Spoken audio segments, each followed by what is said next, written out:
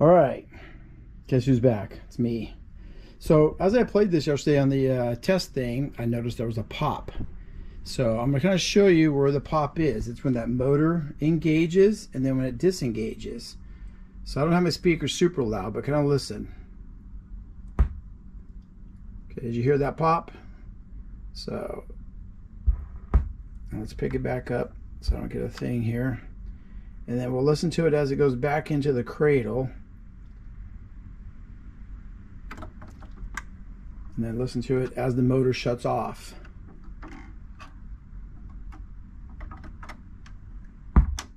Right there.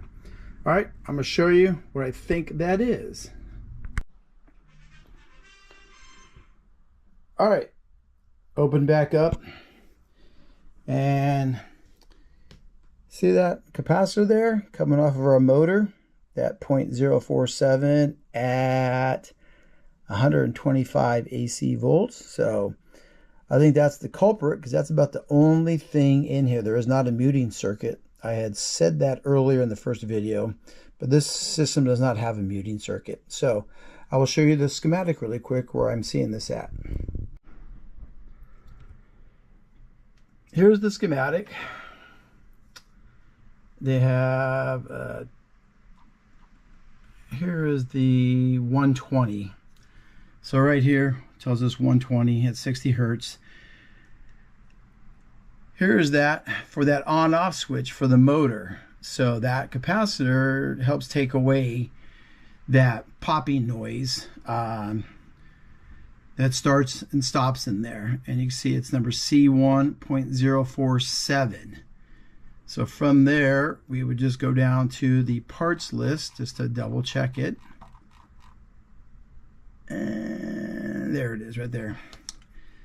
C1.047 plus or minus 20%, 125. It's just a film cap. The European version, 250. I mean, you can, if you had a 250, you can use the 250 also. It's not going to hurt it.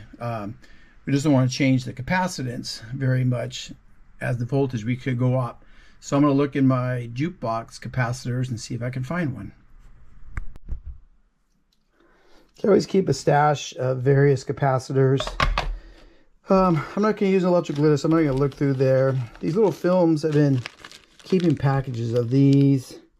I kind of separate them. This is 0.01s, and so that's going to be 1000s. This is some 0.4s, and right there we've got a couple. I'll show you kind of the difference, but you got to make sure you're looking for. There's that one. And some people might go, oh, here's a better one, which is bigger. But in truth, you gotta look at that. That's a 0.47, 250.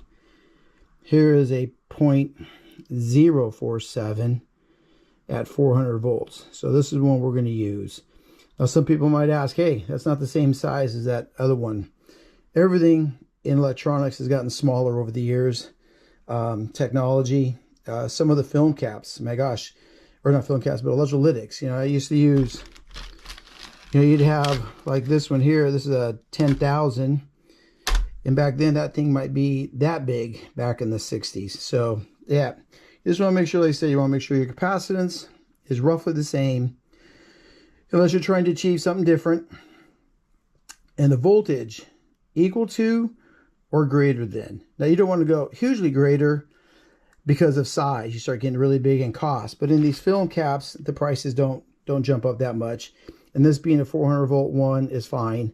I'm all good with putting this in here. So, all right, put it in. All right, I'm right here at this capacitor. I didn't want to bore everybody because I'm sure most everyone's already done soldering, desoldering, changing components.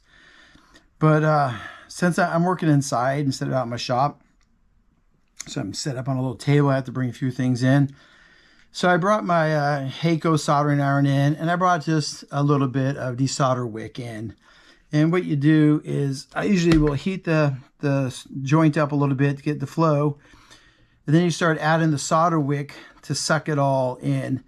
It's definitely slower. I mean, I could have brought my desoldering station in, but it's loud. My wife thinks it makes cow noises as it's going.